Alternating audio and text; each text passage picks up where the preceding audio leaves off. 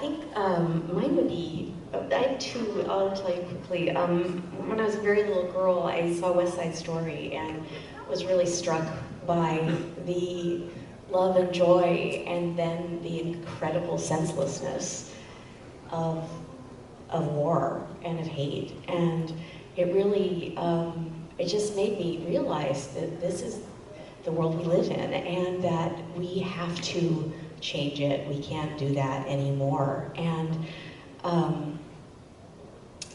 I think it's just, it's such a subject that is so pervasive on so many levels, whether it's cyberbullying or, grade school problems and high school bullying or whatever, or war. It's all the same issue, and it's domination and oppression that is just not right, and it leads to all sorts of pain. And it's hard to stand up to that, but it really struck me early on. And I think the other one that struck me early on was Spock in the Menagerie, making the choices that he did. It really set the stage for what Star Trek was going to be, and at such a vulnerable time in our history, in the civil rights era, it really said we have to stand up even when it costs us everything, even when it's the hardest thing to do in the world, and it will be life-changing, and things will never be the same.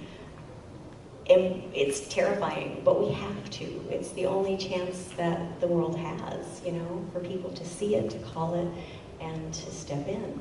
And that's what heroism is. That's what this genre is all about, right? Whether we're the heroes or we have heroes help us, it's both. Yeah, for me, there are frankly many things I could point to. Like Spock right now, one of my favorite Star Trek moments was just in Undiscovered Country, where you've got all this thing happening, and Spock and Kirk are now sort of going into their later years, and Spock's sort of wondering, are we getting to have lived beyond our usefulness? And there's just this beautiful moment where they've got to go into the dragon's den again. They've got to do this thing, and people might die, and Kirk just says, come on, I need you. And to me, that one line was like, that's the entire show right there, like we need each other.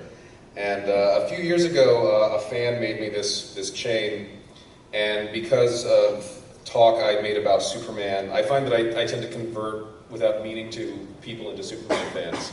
Because I have such a love for the character in the mythos, and I think it has been portrayed well for quite a while now. And she just gave it to me as like a little gift, like, I like your work and I wanted to make you a thing.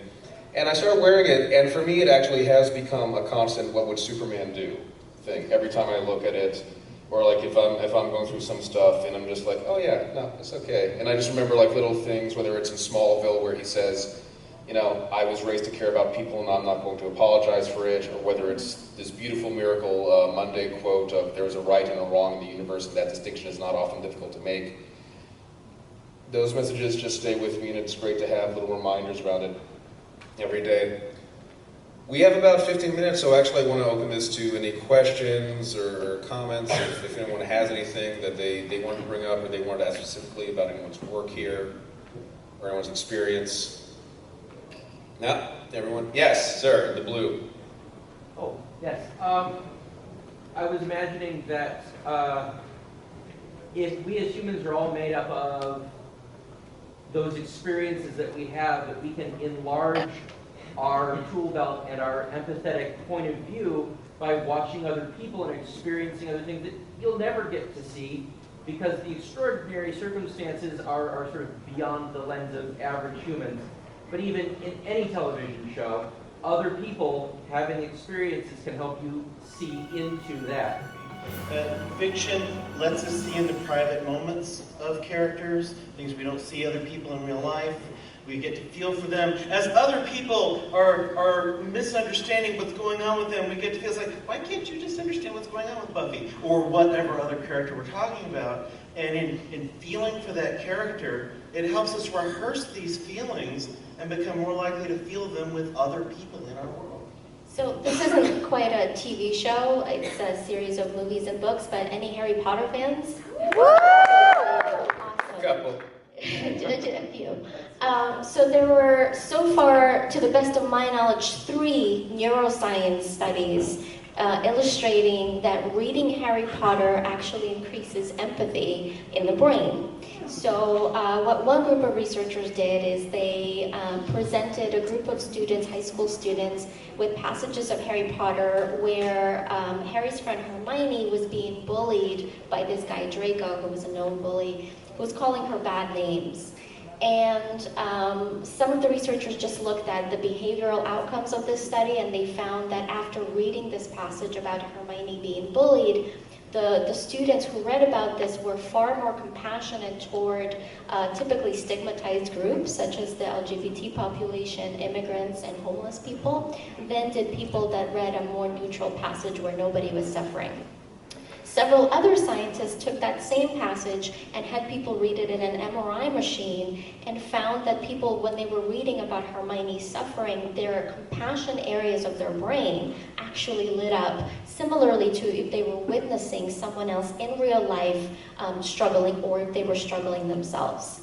So this actually implies that by reading or by watching certain TV shows, when we're learning about other people's suffering, even if it is in that kind of fantastical way, we too can become more compassionate, more empathic, which has been linked to better psychological and physical health, as well as improved longevity. Nichelle Nichols one time told me a story about that she was at a convention, this was years ago, and this guy came up to her who had a shaved head and looked kind of severe, and but you know, he came up and he said very quietly and very softly that he used to be a white supremacist, and he watched Star Trek, and then he just kept watching Star Trek, and it really made him think things differently, and now he was like on such a different path, and he just wanted to say both thank you for being part of Star Trek, and I'm sorry for the person that I was, who you never met, but I was that person. And it's just one of those things where, like, even if that was the only person who had their outlook changed by Star Trek, that alone is so worth it. And it's this wonderful power of fiction where, like we were saying, like, they are human stories. If, you know, like, you put it into these supernatural circumstances, but the messages and metaphors are usually pretty clear. Harry Potter fans, has anyone done a study on what it's like to be resorted into a new house? Is that how many people got resorted? Yeah, just saying.